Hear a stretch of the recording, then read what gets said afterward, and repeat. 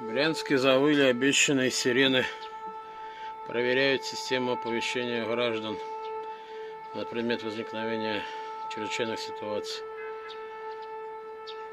А под ними может быть все что угодно подразумеваться.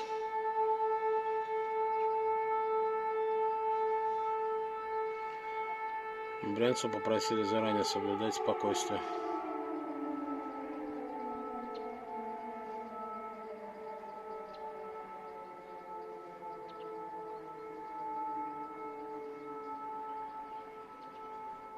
И так будет продолжаться весь день.